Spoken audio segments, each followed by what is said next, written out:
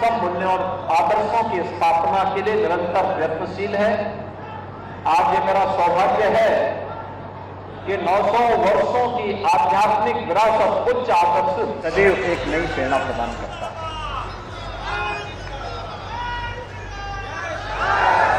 हम लोगों का एक संकल्प है, हम लोग इस बात को मानते हैं कि ये केवल मंदिर, ये मठ, ये मंदिर, ये पीठ केवल हमारे कर्मकांड और उपासना विधि के माध्यम नहीं है, यह हमारी आध्यात्मिक ऊर्जा के साथ साथ राष्ट्रीय एकता के भी आधार स्तंभ है। देश को एकता के सूत्र में बांधने के माध्यम भी है। जब समाज में जाति के नाम पर बांटने के एक दुष्प्रचार किया जा रहा हो, दुष्प्रवृत्ति पैदा हुई हो, अपने स्वार्थ के लिए देश को नुकसान पहुंचाना, अपनी परंपरा को कोसना, विरासत को अपमानित करना, महापुरुषों के प्रति अपमानजनक टिप्पणी करना, यह राजनीतिक स्वार्थों के लिए भी और साथ साथ स्वयं दूसरों के बहकावे में आकर के भी, तब ये उत्तरदायित्व हमारे मठ मंदिरों के ऊपर आ जाता है कि वह फिर से राष्ट्रीय चेतना को जागरूक करने के लिए उस अभियान को आगे बढ़ाएं,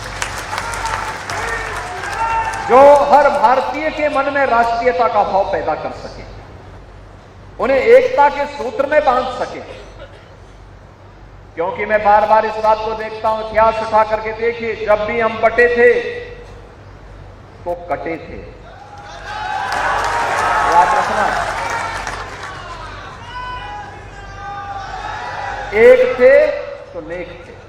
अभी यहां पर हम लोग मंच पर हर भारतीय के मन में भारतीयता का भाव आना चाहिए। हम लोगों ने अभी मंच में वीर अब्दुल हमीद के परिवार के सदस्यों को सम्मानित किया। इसी जनपद का सौभाग्य है, इस जनपद में एक गहमर है और एक बुलंदशहर में गांव है।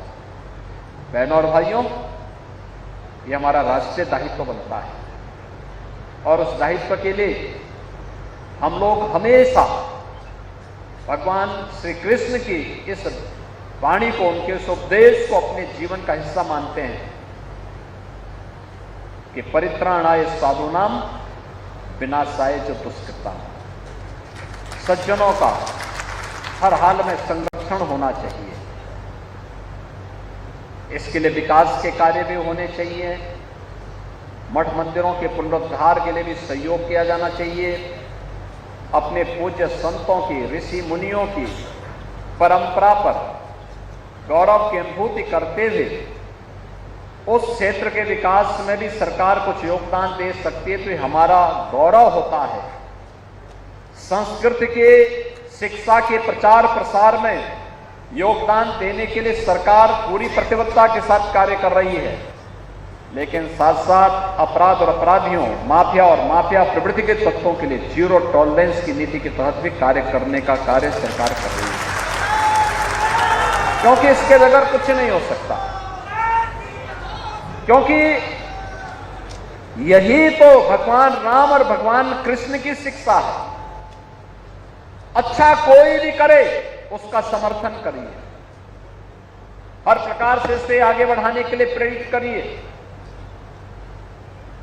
इसके लिए परिवार से ऊपर उठकर, परिवारवाद से ऊपर उठ करके, जाति से ऊपर उठ करके, क्षेत्र से ऊपर उठ करके, भाषा से ऊपर उठ करके हमें एकजुट होकर के कार्य करना होगा। लेकिन अगर कोई व्यक्ति, हमारा कितना भी सगा क्यों ना हो, अगर वह व्यक्ति राष्ट्रीयता को क्षति पहुंचा रहा है, भारत और भारतीयता को नुकसान पहुंचा रहा है,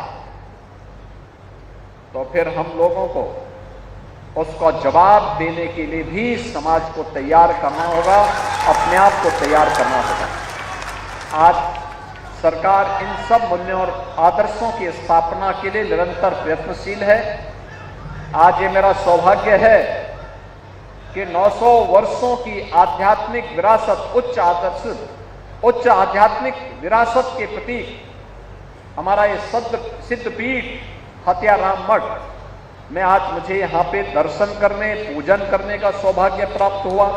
आप सबसे संवाद बनाने का सौभाग्य प्राप्त हुआ है। मैं आज के इस अवसर पर इस पीठ के पूज्य पीठाधीश्वर महामंडलेश्वर पूज्य स्वामी श्री भवानी नंदन यति जी महाराज और उनसे जुड़े हुए सभी शिष्यों का मैं हृदय से आभारी हूँ कि उन्होंने आज के इस आयोजन का आयोजन के लिए यहाँ पर एकत्र रहे और इस आयोजन में मुझे देवी भगवती माँ परम्बा बुढ़िया माई का दर्शन करने का सौभाग्य उन्होंने दिया है। मैं इस अवसर पर आप सबको इस बात के लिए आश्वस्त करता हूँ कि डबल इंजन की सरकार जो बोलती है वह करती है और जितना करती है उतना ही बोलती है।